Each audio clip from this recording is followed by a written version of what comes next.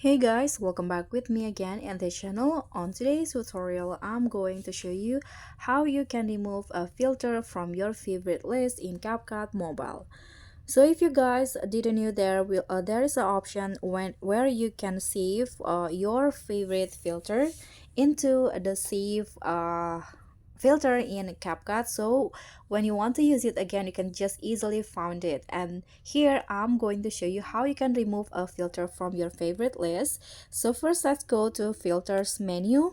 And this icons right here is the save or favorite icon on the filter. So these four are my favorite filter that I usually use for my edits.